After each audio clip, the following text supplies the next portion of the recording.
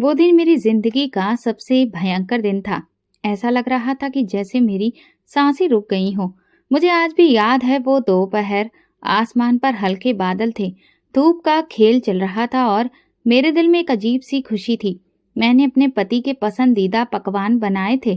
Kitchen से निकलकर मैंने डाइनिंग टेबल को बहुत अच्छे से सजाया था। वो ऑफिस से आने वाला था। मैंने सोचा शायद आज वो खुश हो, शायद मेरे हाथ का खाना खाकर मुस्कुराए, शायद हम दोनों कुछ वक्त साथ गुजारें। लेकिन जैसे ही दरवाजा खुला तो कयामत अंदर दाखिल हो गई। उसकी आंखों में एक अजनबियत थी, चेहरा संजीदा और माथे पर बल। मैंने धीरे से पूछा, सब ठीक तो है? उसने कुछ कहे बिना ही जूते उतारे, सोफे पर बैठा और सिगरेट जलाई। मैं कुछ पल रुकी और पानी का गिलास ले आई। क्या बात है, तुम कुछ परेशान लग रहे हो? मैंने प्यार से पूछा। वो उठा, मेरे करीब आया और वे शब्द कहे जिन्होंने मेरे वजूद को चकनाचूर कर दिया। मैंने तुम्हें तलाक दे दिया है। ये लो, ये तलाक के कागज पकड़ो। ये सुनकर मेरे पैरों तले से जमीन खिसक गई। मैं तो जैसे पत्थर की हो गई थी। मेरी आंखें फटी की फटी रह गईं और जुबान गूंगी हो गई। दिल ऐसा लगा जैसे किसी ने उसमें छुरी घोंप दी हो। क्या? मैंने मुश्किल से सवाल किया, लेकिन वो बहुत शांत नजर आ रहा था, जैसे किसी बोझ से आजाद हो गया हो। तुमने सुना नहीं? मैंने तुम्हें तलाक दे दिया है। अब तुम आजाद हो। उसने नफरत से कहा। आजाद? किस चीज से? कौन सा कैद खाना था मेरा वजूद? मैंने तो तुम्हारे लिए सब कुछ छोड़ दिया, हर दुख में साथ दिया, बीमारी में तुम्हारे पैर दबाए, रातों को जागी, तुम्हारी तकलीफ को अपनी तकलीफ बनाया। आखिर मेरी गलती क्या थी? बस अब और सवाल मत करो। ये मेरा फैसला है, मेरा। एक दिन इस आसान जिंदगी को याद करोगी। उसने मेरे सवालों को नजरअंदाज करते हुए कहा। फिर उसने मेरे बाजू से मुझे पकड़ा और दरवाजे की तरफ धकेल दिया। मैं, जिसने इस घर को अपने खून पसीने से सजाया था, आज उसी की चौखट पर अजनबी बनकर खड़ी थी।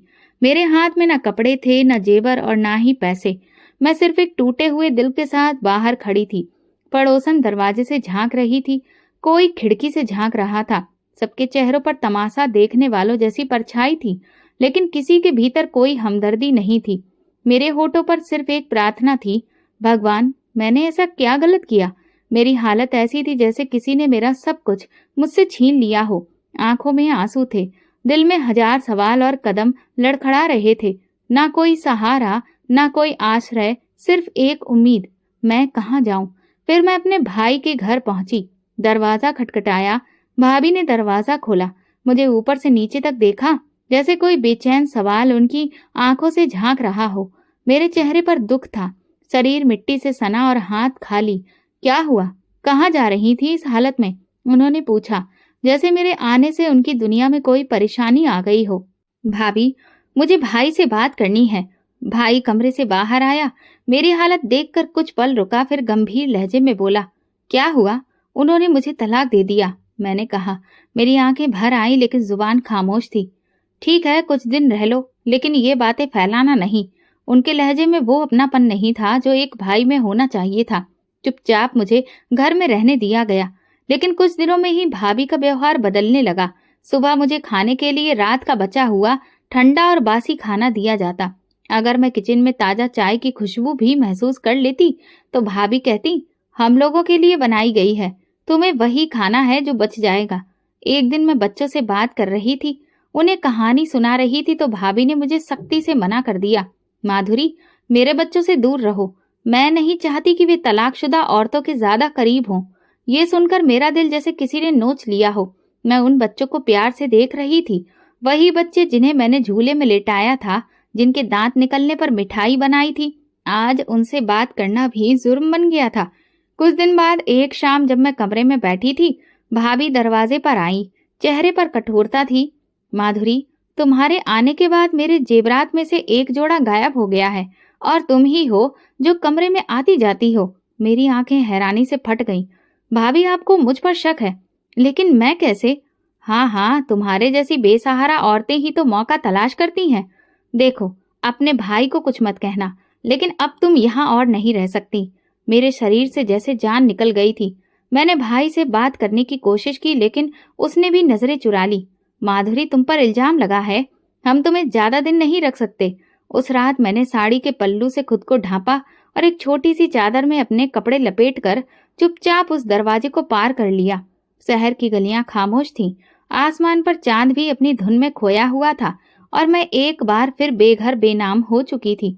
मेरे कदम मुझे उस जगह ले गए जिसे मैंने कभी दान देते हुए देखा था, अनाथ आश्रम। दरवाजे पर जाकर दस्तक दी। एक उम्रदराज औरत ने दरवाजा खोला। बेटी, तुम यहाँ इस वक्त? मैं रो पड़ी। सिर झुकाते हुए बस इतना कहा, अम्मा, कोई जगह हो तो बस 2 गज जमीन जहां मैं बैठकर सांस ले सकूं। उन्होंने मुझे गले से लगा लिया। आ जाओ बेटी, ये जगह तुम्हारे जैसी बेसहारा औरतों के लिए ही तो है। और फिर इस तरह मैं एक बार फिर एक नए दरवाजे पर पहुंच गई, मगर इस बार वो दरवाजा इंसानों का नहीं, भगवान का था। अनाथ आश्रम के कमरे में मुझे जगह मिली। खाली दीवारें, फर्श पर एक चटाई, एक पंखा और एक पुराना सा आईना।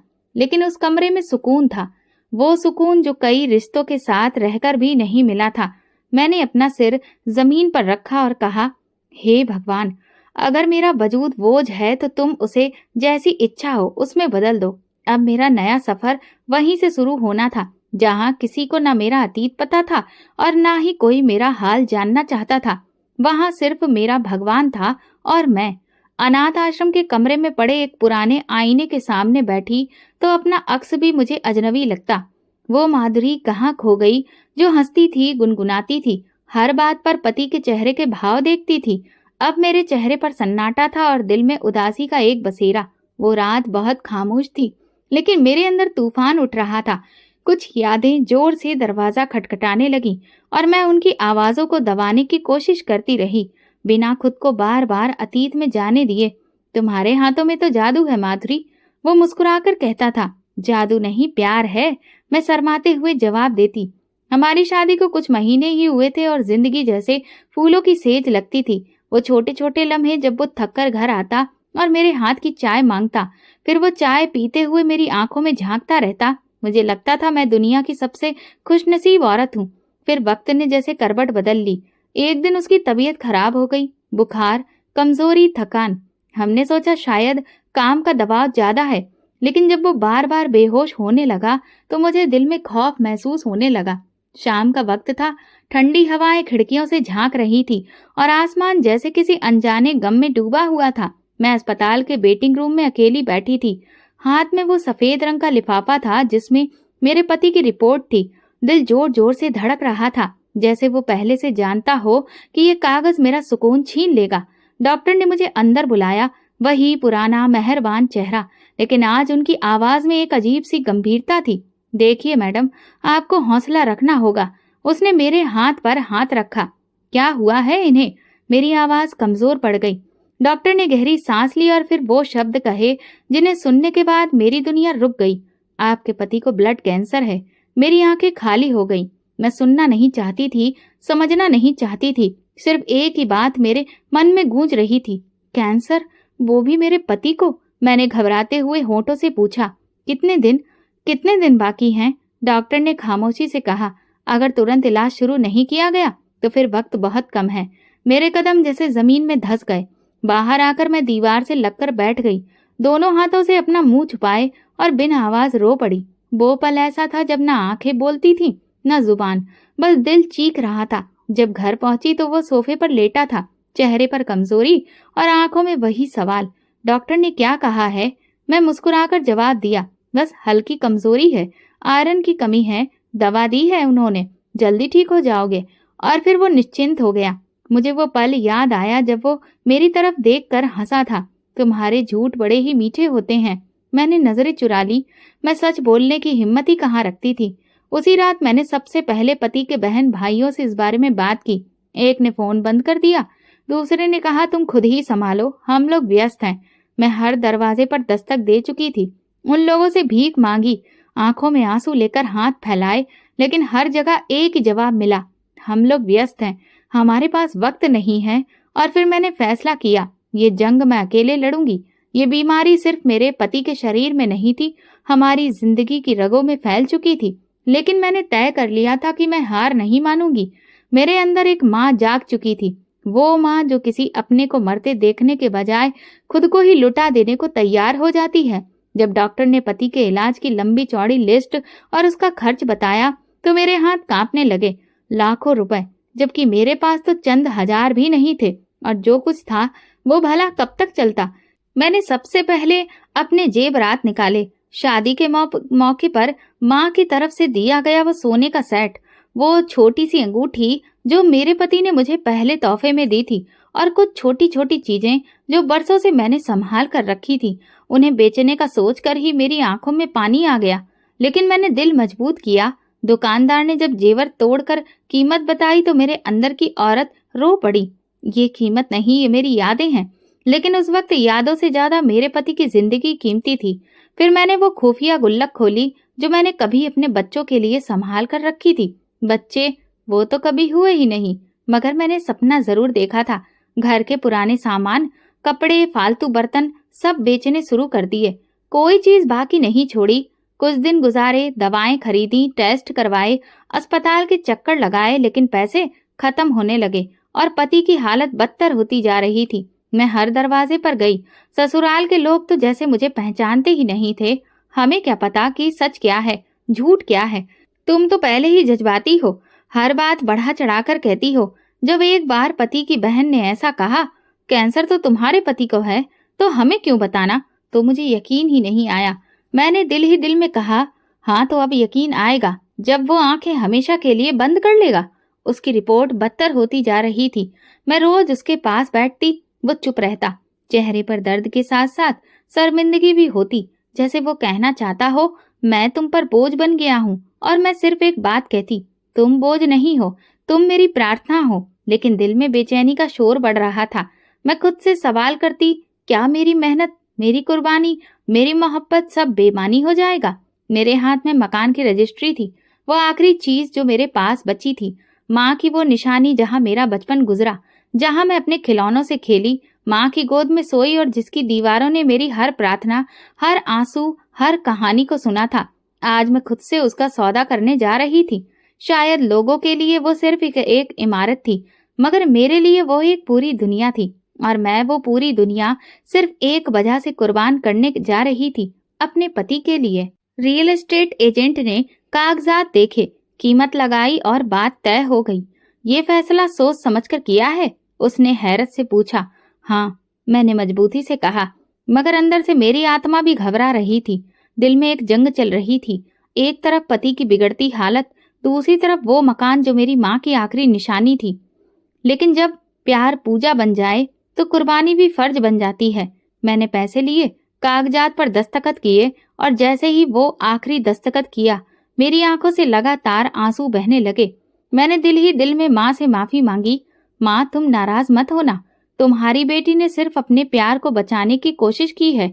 इन पैसों से मैंने तुरंत इलाज की अगली कड़ी शुरू करवा दी। महंगी दवाइयाँ, नए टेस्ट और अस्पताल के दाखिले का खर्च सब अदा कर दिया।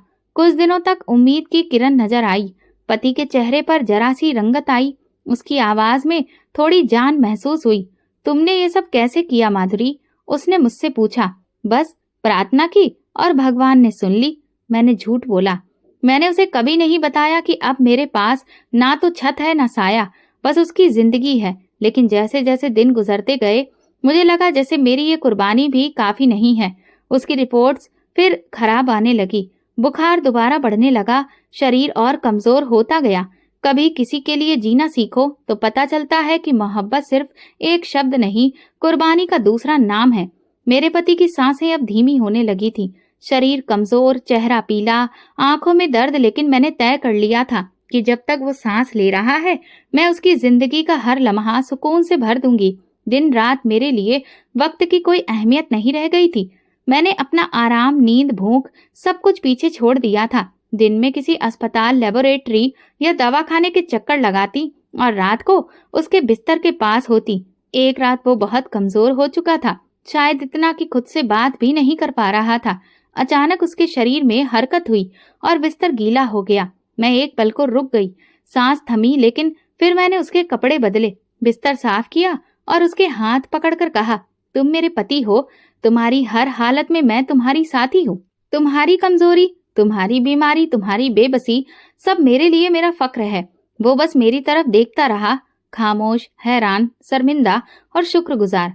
कभी कभी जब मैं उसे खाना खिलाती वो रो देता। माधुरी, तुम क्यों इतना करती हो मेरे लिए?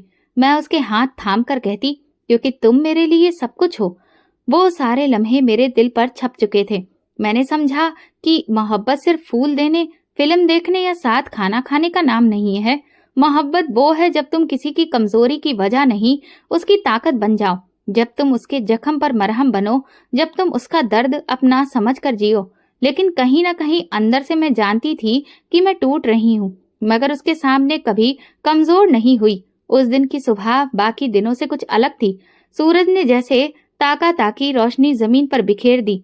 पति की तबीयत अब पहले से ज्यादा बिगड़ चुकी थी और डॉक्टर ने कहा अब सिर्फ कोई चमत्कार ही उसे बचा सकता है। ये शब्द मेरे दिल में गूंजे और फिर वो शाम याद आई जब अस्पताल के बाहर बेंच पर एक अजनबी औरत मेरे करीब आकर बोली थी, बेटी, कभी बालाजी गई हो? वहां पहली बार मांगी गई कोई भी दुआ रद्द नहीं होती। तब मैंने उसे खामोशी से देखा था, लेकिन आज उसकी बात दिल की गहराई तक उतर गई थी। मैंने उसी रात फैसला कर लिया। अलमारी से अपनी बची हुई कुछ जमा पूंजी निकाली, एक छोटा संदूक खोला जिसमें कुछ जेवर अभी भी बचे थे, शादी की अंगूठी, माँ के दिए हुए झुमके और एक छोटी सी चैन। मैंने उन्हें कपड़े में लपेटा और अगली सुबह वो जेवर भी बेच दिए। फिर टिकट करवा ली उस इंसान के लिए एक आखिरी उम्मीद के दरवाजे की ओर। माधुरी, हम कहाँ जा रहे हैं? भगवान के घर, वहां जहाँ सारी प्रार्थनाएं सुनी जाती हैं। मैं मुस्कुराई और उसकी आंखों में एक चमक सी आ गई। बालाजी जाने की सारी तैयारियां मामूली नहीं थीं। उसकी कमजोरी, दवाइयां, व्हीलचेयर का इंतजाम, सब मेरे मन में पहले से तय था। लेकिन जैसे जैसे बालाजी पास आ रहा था, मेरा दिल जोर से धड़कने लगा। ये वो जगह थी जहां मैं अपनी आखिरी दुआ मांगने जा रही थी।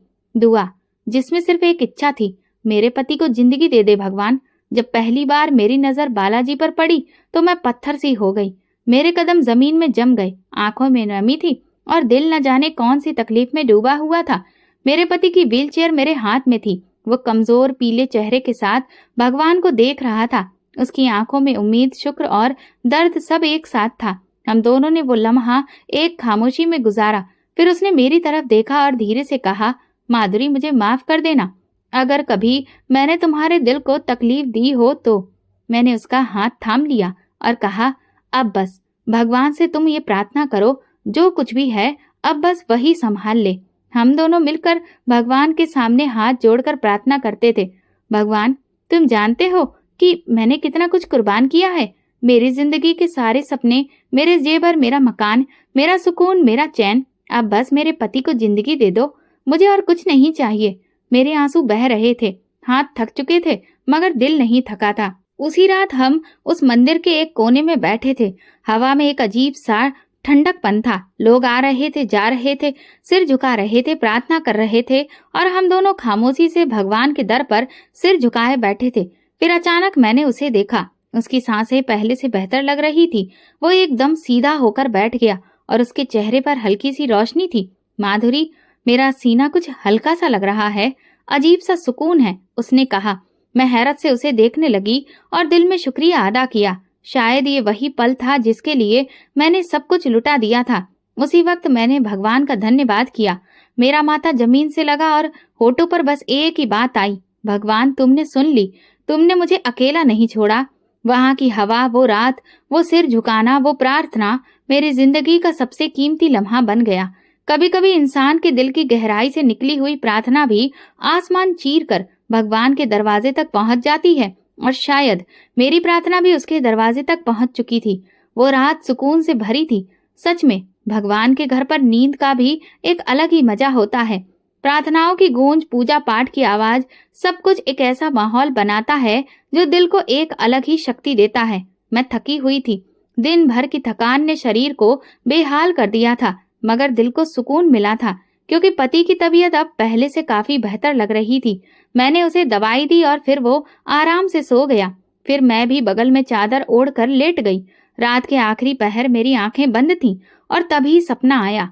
सपने में मैं फिर से बालाजी भगवान के आगे खड़ी थी। हर तरफ रोशनी ही रोशनी थी।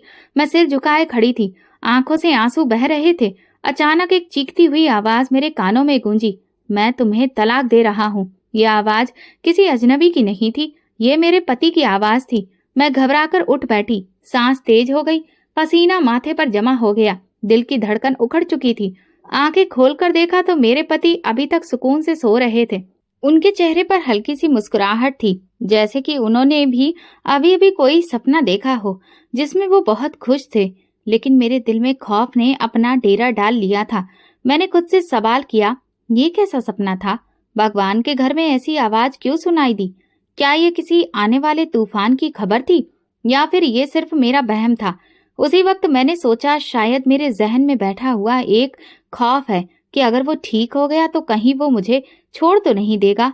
लेकिन फौरन मैं अपने इस ख्याल पर शर्मिंदा हो गई। नहीं, वो ऐसा नहीं कर सकता। वो तो मेरी सेवा पर खुद को शर्मिंदा महसूस करता है। रात की बाकी घड़ियां आंखों ही आंखों में गुजर गईं। सोने की कोशिश की मगर दिल बेचैन ही रहा। होठों पर बस एक ही प्रार्थना थी, हे भगवान, ये सपना कभी भी सच ना हो। या तो मुझे पहले ही इतना सब्र दे दो, और अगर ये सच हो रहा है तो तुम मेरे दिल को सुकून दो। सपना खत्म हो चुका था, मगर उसकी गूंज मेरे दिल से नहीं जा रही थी। सुबह की सूरज की पहली किरण जब बालाजी मंदिर की दीवारों से टकराई तो उस रोशनी ने मेरे दिल में एक उम्मीद की नमी सी जगा दी। रात के उस खौफनाक सपने की गूंज अब भी मेरे अंदर बाकी थी, लेकिन पति के चेहरे पर दिख रही राहत ने उसे कुछ देर के लिए धुंधला कर दिया। उसी दिन वो पहली बार अपने दम पर खुद उठकर बैठा, पानी मांगा और हल्की आवाज में कहा, माधुरी, मुझे वाकई बेहतर महसूस हो रहा है। मैंने अपनी आंखें बंद करके फिर से भगवान को धन्यवाद दिया। शायद मेरी प्रार्थना भगवान ने सुन ली थी। मेरी कुर्बानियां, जागती रातें, खाली हाथ, सच्चा जज्बा सब असर दिखा रहे थे। दिन भर हम दोनों ने प्रार्थना में ही गुजारा। आंखों से आंसू नहीं रुक रहे थे और ना ही प्रार्थनाएं। बार बार मैं यही कह रही थी, मेरे पति को पूरी तरह से ठीक कर दो भगवान, बस उसे उसकी जिंदगी वापस कर दो। अब धीरे धीरे पति की रंगत में फर्क आ रहा था और उसके हाथों में हल्की सी ताकत महसूस हो रही थी। जब हम अपने कमरे में लौटे तो उसने धीरे से कहा, माधुरी, शायद ये तुम्हारे सब्र और तुम्हारी सच्ची प्रार्थना का नतीजा है। मैंने कभी नहीं सोचा था कि इस जगह आकर मेरी सांसें बहाल होंगी। मैंने आंखों में आंसू लिए उसका हाथ पकड़ा और कहा, नहीं, ये सब ऊपर वाले की रहमत है, मैं तो सिर्फ एक जरिया थी। उसी रात मैंने फिर से भगवान का धन्यवाद दिया। फिर हमने दोबारा टेस्ट करवाने का फैसला किया और बालाजी से वापसी के लिए निकल गए। दिल में सुकून था, उम्मीद थी और बस रोशनी थी, मगर मैं नहीं जानती थी कि रोशनी के पीछे अंधेरा भी होता है। अभी सब कुछ ठीक होने लगा था। मैं समझ रही थी कि अब तो भगवान मेरी सुन रहा है, लेकिन जिंदगी के असली फैसले अभी बाकी थे। हम वहां से सीधा अस्पताल गए। डॉक्टर ने जांच की, खून के नमूने लिए और कुछ दिनों के बाद रिपोर्ट्स लेने का वक्त दिया। वो कुछ दिन मेरे लिए सदियों जितने लंबे थे। हर घंटा एक परीक्षा, हर पल एक प्रार्थना से गुजरने लगा। मेरा पति अब खुद से चलने लगा था। उसके चेहरे पर हल्की सी ताजगी, बातों में मिठास और आंखों में नई जिंदगी की झलक दिखाई दी थी। आखिरकार फिर वो दिन भी आ गया। अस्पताल की लाइन के बाहर खड़े हम दोनों की ही सांसें रुकी हुई थी। दिल की धड़कन तेज थी। डॉक्टर ने रिपोर्ट्स हाथ में ली। कुछ देर तक खामोशी से उन्हें देखा और फिर हमें अंदर बुलाया। हम अंदर गए तो मैंने अपने पति का हाथ मजबूती से थाम कर रखा था। डॉक्टर ने नजर उठाकर मुस्कुराकर कहा, मुबारक हो, कैंसर के कोई भी असर अब बाकी नहीं रहे हैं। ये शब्द मेरे कानों में जैसे रोशनी बनकर उतरे। मैं पल भर को पत्थर बन गई, जैसे कि वक्त थम गया। पति ने मेरी तरफ देखा। मैंने उनकी आंखों में नमी देखी। क्या सच में? मैंने कपकपाती आवाज में पूछा। डॉक्टर रिपोर्ट्स हमारी तरफ बढ़ाते हुए बोले, ये तो चमत्कार है। शायद ये प्रार्थनाओं का असर है, शायद ऊपर वाले की रहमत है, लेकिन आपके पति अब पूरी तरह से ठीक हो चुके हैं। मैं एक बार फिर से हाथ जोड़कर भगवान को धन्यवाद देने लगी। मेरी आंखों से आंसू बह रहे थे, लेकिन आज ये आंसू दुख के नहीं, खुशी के थे, सुकून के थे। पति ने मेरा हाथ थामकर धीरे से कहा, माधुरी, तुमने मेरे लिए जो कुछ किया मैं कभी भूल नहीं सकता। तुमने मुझे नई जिंदगी दी है। मैंने मुस्कुराकर जवाब दिया, नहीं, तुम्हारी जिंदगी मेरे लिए सब कुछ थी जो भगवान ने मुझे लौटा दी है। वो पल हमारी जिंदगी का सबसे खुशगवार लम्हा था। सब कुछ जैसे ठीक हो गया था। हर अंधेरा पीछे रह गया और हम रोशनी की तरफ बढ़ने लगे। लेकिन मुझे क्या खबर थी कि कुछ कहानियां खत्म होने से पहले एक नया मोड़ लेती हैं। मेरी जिंदगी अब संभल रही थी।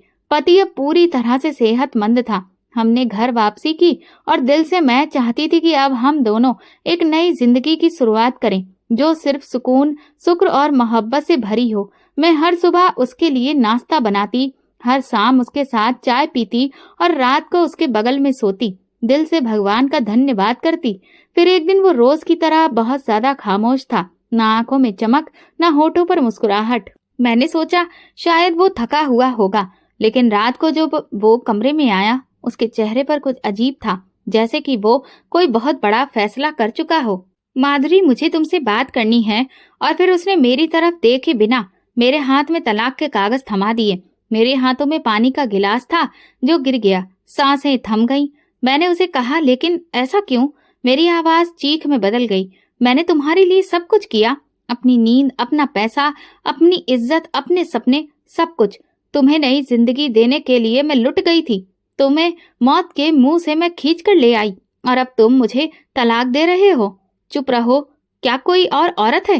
क्या मैं तुम्हें बोझ लगने लगी हूँ? क्या मेरी कुर्बानियों की कोई कीमत नहीं बची?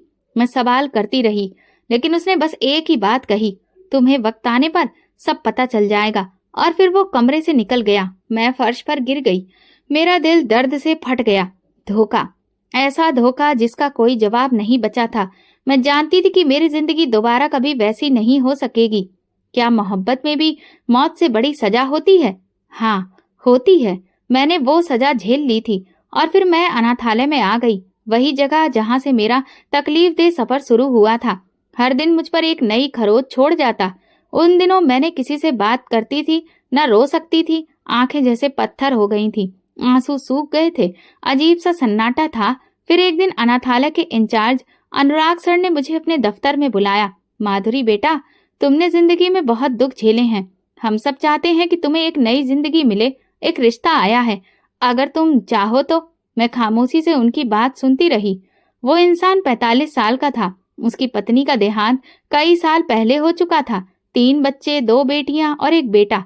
उसकी सूरत अच्छी थी और वो एक इज्जतदार आदमी था। तुमने जिस तरह अपने पति की सेवा की और जो कुर्बानियां दी, उसे ये सब पता है। वो तुमसे शादी करना चाहता है। मैंने अनुराग सर की तरफ देखा और धीरे से पूछा, क्या वो जानता है कि मैं तलाकशुदा हूँ? हाँ बेटी, वो सब जानता है, और तुम्हारे अतीत को तुम्हारी किस्मत समझता है, कमजोरी नहीं। मेरे दिल में 1000 सवाल थे। मुझे इस खौफनाक हकीकत पर यकीन नहीं हो रहा था, लेकिन फिर एक ख्याल आया, क्या मैं हमेशा उन्हीं यादों के साथ रहना चाहती हूँ, या एक नई सुबह अपने जीवन में लाना चाहती हूँ? मैं खामोशी से हामी भर गई। कुछ दिन के बाद शादी की तारीख पक्की हुई। मेरा नया पति समीर एक समझदार और नरम दिल इंसान था। उनके लहजे में नमी और निगाहों में इज्जत थी। शादी को कुछ हफ्ते ही गुजरे थे, लेकिन वक्त जैसे धीरे धीरे मेरे दिल के जख्मों पर मरहम रखने लगा था। नई जिंदगी, नया घर, नए चेहरे, सब कुछ बदला बदला था, लेकिन इस बदलाव में अजीब सा सुकून था। समीर मेरे लिए एक सुलझे हुए इंसान साबित हुए। उनके शब्दों में कभी सख्ती नहीं थी, सिर्फ सहारा था। उन्होंने कभी मेरे अतीत के बारे में नहीं पूछा, ना ही कभी मेरे जख्मों को कुरेदा। वो बस चाहते थे कि मैं खुद को संभालूं और नए सिरे से जिंदगी जीऊं। उनके 3 बच्चे, जिन्हें मैं शुरू में अजनबी समझती थी, अब धीरे धीरे मेरी जिंदगी का हिस्सा बनने लगे। सबसे छोटी बेटी पिंकी रोज रात को आकर मेरी गोद में बैठ जाती और कहती, माँ, आपकी गोद बहुत नरम है, मुझे नींद आ जाती है यहाँ। मेरे दिल में वो जज्बा जो कभी माँ ना बनने के एहसास से अधूरा रह गया था, अब पूरा होने लगा था। मैं सुबह उठकर बच्चों के लिए नाश्ता बनाती, उन्हें स्कूल भेजती, घर संभालती और फिर थोड़ा वक्त अपने लिए निकालती। मैंने खुद को शीशे में देखा तो एक पल को रुक गई। क्या ये वही माधुरी थी? हाँ, मगर थोड़ी बदली हुई, थोड़ी संभली हुई, थोड़ी समझदार। मैंने दोबारा अपने लिए नए कपड़े लिए, हल्का सा मेकअप करना शुरू किया, बाल संवारने लगी और शीशे से नजर मिलाने लगी। समीर अक्सर शाम को काम से वापस आकर कहते, माधुरी, तुम्हारा चेहरा पहले से ज्यादा सुकून भरा लगता है। और मैं मुस्कुराकर जवाब देती, ये सुकून आपके सब्र की वजह से है। मेरे अंदर एक नई औरत जन्म ले रही थी, जो सिर्फ दूसरों के लिए नहीं, खुद के लिए भी जीना चाहती थी, जो पछतावे में नहीं बल्कि अपने एहसासों के साथ वक्त बिताना चाहती थी। जिंदगी मुझे नए रंग दिखा रही थी और मैं उन्हें अपनाने लगी थी। अतीत की तीखी यादें अब भी दिल के किसी कोने में दबी थी, मगर अब वे मेरे हाल को बेहाल नहीं कर सकती थी। पहली बार ऐसा हुआ था कि मैं अपने लिए भी मुस्कुरा रही थी, मगर किस्मत का खेल अभी खत्म नहीं हुआ था। एक सुबह मैं किचन में खड़ी उनके लिए लंच बॉक्स तैयार कर रही थी कि तभी फोन की घंटी बजी। एक अनजान नंबर था, मेरे पहले पति की बहन सुनीता का। दिल ने एक पल के लिए धड़कना छोड़ दिया। मैंने धीरे से फोन उठाया। सब ठीक तो है? फोन के उस तरफ खामोशी थी। फिर एक हिचकी भरी आवाज आई, माधुरी। वो नहीं रहा। कौन? मेरी आवाज कांपने लगी। भाई, वो एक्सीडेंट में। और ऐन मौके पर ही मेरे हाथों से मोबाइल गिर गया। पूरा शरीर जैसे बेजान हो गया। मैं कुर्सी पर बैठ गई। दिल की धड़कन बेकाबू हो चुकी थी। आंखों में नमी, दिमाग में धुंध और कानों में सिर्फ वही शब्द बार बार गूंज रहे थे, वो नहीं रहा। मेरे पहले पति की मौत की खबर सुनकर मेरी आत्मा जैसे थम सी गई। जिसे मैंने मरने से बचाया था, वो एक हादसे में चंद लम्हों में इस दुनिया को छोड़ गया। जिसके लिए मैंने हर चौखट पर माथा टेका, वो कुछ ही पलों में मिट्टी में दफन हो गया। दिल से एक आह निकली और सांस उखड़ सी गई। समीर। मैं भागती हुई उसके पास गई। क्या हुआ माधुरी? उसने पूछा। मैं बड़ी मुश्किल से बोली, मेरे पहले पति मर गए। वो कुछ पल खामोश खड़ा रहा, फिर मेरे कंधे पर हाथ रखते हुए बोला, भगवान उसकी आत्मा को शांति दे। तुम अगर जाना चाहो तो मैं तुम्हें ले चलता हूँ। मैंने आंखें बंद कर सिर हिलाया। ये एक ऐसा रास्ता था जो मुझे अंदर से तोड़ रहा था। एक सवाल, एक गुस्सा, आखिर उसने मुझे छोड़ा क्यों था? और अब वो सवाल हमेशा के लिए मेरे दिल में रह जाने वाला था, क्योंकि जवाब देने वाला अब इस दुनिया में ही नहीं था। अगली सुबह मैं उसकी अंतिम विदाई में पहुंची। उसकी बहन सुनीता मुझे देखते ही गले लग गई। भाभी, उसने आखिरी वक्त में आपको याद किया। मेरे कदमों तले से जमीन खिसक गई। मैं चुपचाप उसके पास बैठ गई। आंखों से आंसू बह रहे थे और होठों पर बस यही शब्द थे, मैं तुम्हारी खामोशी जीते जी भी नहीं समझ पाई। मरने के बाद क्या फायदा? उसके जाने के बाद का पल शायद किसी और के लिए आम हो, लेकिन मेरे लिए वो लम्हा पूरी जिंदगी का खुलासा था। मैं अब भी उसी जगह बैठी थी और आंखों से बहते आंसू अब थम चुके थे। दिल में एक अजीब सी चुभन थी जो शायद किसी शब्द से बयां नहीं हो सकती थी। सुनीता मेरे पास आई। उसकी आंखें लाल थीं। उसके हाथ में एक पुराना लिफाफा था जिस पर मेरा नाम लिखा था। ये भाई ने कुछ दिन पहले मुझे दिया था। वो बोली, कहा था अगर उन्हें कुछ हो जाए तो ये तुम्हें दे देना। मेरे दिल की धड़कनें थम सी गईं। मैंने कांपते हाथों से लिफाफा खोला और उसे अपने करीब रखा, जैसे उसमें उसके प्राण बंद हों। जब सब लोग जा चुके थे और शमशान घाट भी सन्नाटे में डूब चुका था, मैं खामोशी से वो लिफाफा खोलकर चिट्ठी पढ़ने लगी। माधुरी, जब जब तुम ये चिट्ठी पढ़ रही होगी, मैं इस दुनिया में नहीं रहूंगा। तुम्हें शायद लगता होगा कि मैंने तुम्हें धोखा दिया, तुम्हारे साथ बेवफाई की, लेकिन सच्चाई कुछ और थी। एक ऐसी सच्चाई जो मैं तुम्हें कहकर छोड़ना नहीं चाहता था। जिस रात तुमने तलाक का सपना देखा था, उसी रात मैंने भी एक सपना देखा था। मैंने देखा कि मेरी जिंदगी के बस कुछ महीने ही बाकी हैं। मेरी मौत का वक्त तय हो चुका है। डॉक्टर ने तो कहा था कि मैं बच गया हूँ, लेकिन दिल जानता था कि ये सेहत कुछ समय की है। मेरी आंखों से आंसू बहने लगे। वही सपना, वही आवाज अब सच्चाई बनकर मेरे सामने खड़ी थी। मैं जानता था कि तुम मुझसे इतना प्यार करती हो कि मेरी मौत के बाद सारी जिंदगी मेरी याद में गुजार दोगी, और मैं ये नहीं चाहता था। मैं चाहता था कि तुम आगे बढ़ो, खुश रहो, एक संपूर्ण जिंदगी जियो। इसलिए मैंने तुम्हें तलाक दिया, ताकि तुम्हारी जिंदगी एक बंद दरवाजे में कैद ना रहे। माधुरी, मेरी जिंदगी की सबसे बड़ी प्रार्थना तुम थी, और मैं तुम्हें आजाद करके खुद को भगवान के हवाले कर देना चाहता था। चिट्ठी यहीं खत्म हो गई, लेकिन मेरे अंदर की खामोशी चीख पड़ी। मैं वो चिट्ठी सीने से लगाकर फूट फूट कर रो पड़ी। अब मुझे सब कुछ समझ आ चुका था। वो खामोश तलाक, वो अचानक लिया गया फैसला, वो अजीब सी दूरी, ये मोहब्बत का वो रूप था जो खुद को लुटाकर दूसरे को जिंदा कर देता है। मैंने उसकी राख को चूमा। मुझे माफ कर दो। तुम्हें समझे बिना मैंने तुम पर शक किया। तुम चले गए, लेकिन मुझे जिंदगी दे दी। अब मेरे अंदर सिर्फ शुक्र था, और वो मोहब्बत का एहसास जो शब्दों से नहीं बलिदान से साबित होता है। चिट्ठी पढ़ने के बाद मेरी रातें जागते सपनों से भर गईं। हर शब्द मेरे मन में गूंजता रहा जो उसने अपनी मौत से पहले लिखा था। दिल जैसे बीच में झूल रहा था। एक तरफ उसकी बेमिसाल मोहब्बत, दूसरी तरफ उसकी जुदाई जो मेरी सहन शक्ति से बाहर थी। मैं दोबारा सुनीता के पास गई। वो भी सदमे में थी, लेकिन मेरे चेहरे पर कुछ ऐसा था कि उसने तुरंत पहचान लिया। मैं कुछ जानना चाहती हूँ सुनीता, क्या तुम्हें उसके सपने के बारे में कुछ पता था? मैंने नरमी से पूछा। उसने मना किया था कि तुम्हें कुछ ना बताएं। वो तुम्हें तकलीफ में नहीं देखना चाहता था। उसने सपने में क्या देखा था? मेरी आवाज धीमी लेकिन मजबूत थी।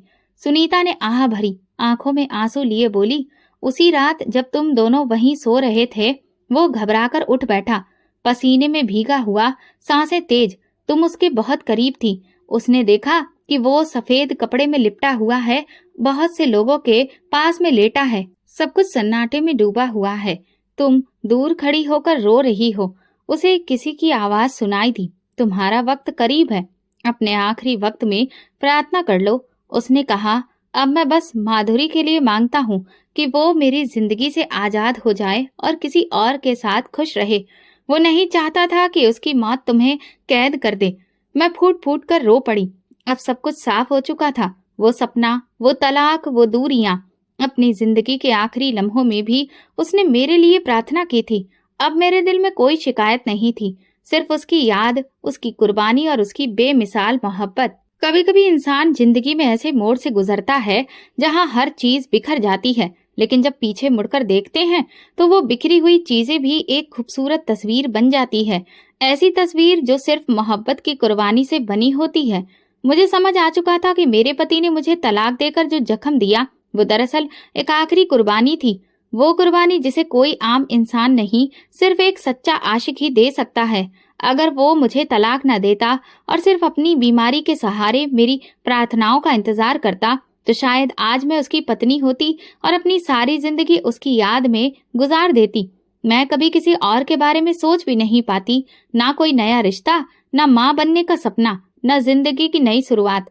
लेकिन उसने जान लिया था कि अगर माधुरी उसकी विधवा बनी तो वो हमेशा उसकी मौत पर रोती रहेगी, कभी जीना नहीं सीखेगी। वो जानता था कि मेरा दिल उसके बिना कुछ नहीं अपनाएगा, और इसीलिए उसने अपनी मोहब्बत को नफरत का रूप देकर मेरे दिल से खुद को निकालने की कोशिश की। मुझे उस वक्त लगता था कि उसने मुझे धोखा दिया है, लेकिन अब समझ आता है कि वो धोखा नहीं, इश्क की एक इम्तिहान था।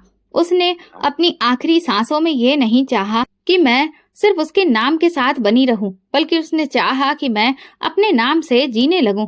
वो चाहता था कि मैं एक नई सुबह देखूं, बच्चों की हंसी सुनूं, किसी के सच्चे लम्हों को महसूस करूं और वो सब कुछ पाऊं जो उसने मुझे नहीं दिया था। माँ बनने का एहसास, एक संपूर्ण घर, मोहब्बत भरी जिंदगी। उसकी खामोशी, उसका फैसला, उसकी जुदाई, सब कुछ मेरे हक में था, मेरी खुशियों के लिए था।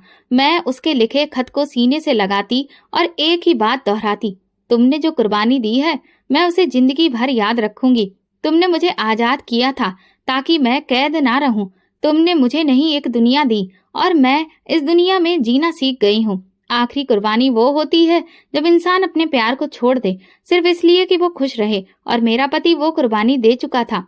अब मैं उसकी दी गई आजादी में जीने लगी थी, दिल में उसकी मोहब्बत के साथ, मगर जिंदगी की तरफ देखते हुए। और अब एक नया दरवाजा खुलने वाला था। सुबह की रोशनी जब कमरे की खिड़की से अंदर आई तो मैंने अपने हाथों में एक छोटा सा वजूद महसूस किया, नरम, मासूम और मुकम्मल। वो मेरी बेटी थी, मेरी जिंदगी का सबसे हसीन तोहफा, सबसे कीमती नाम। मैंने उसके माथे को चूमा और फिर आंखें बंद करके भगवान का शुक्रिया अदा किया। समीर की आंखों में खुशी के आंसू थे। बच्चों ने अपनी छोटी बहन के लिए खिलौने लाने की जिद शुरू कर दी। घर पूरा खुशियों से भर गया और मेरा दिल सुकून से। मैंने अपने अतीत की सारी तकलीफों को एक तरफ रख दिया और सोचा, ये प्रार्थना जिसे मैंने भगवान से गिड़गिड़ाकर मांगा था, उसका इनाम आज मुझे मिला है। मेरी जिंदगी का वो हिस्सा जो जुदाई, कुर्बानी और खामोशी से भरा था, आज एक नए दौर में बदल चुका है। मैंने अपनी बेटी को गोद में लिया और उसके कान में धीरे से कहा, तुम सिर्फ मेरी नहीं, उसकी भी प्रार्थना का नतीजा हो, जिसने मुझे आजाद किया था ताकि मैं आज तुम्हें पा सकूं।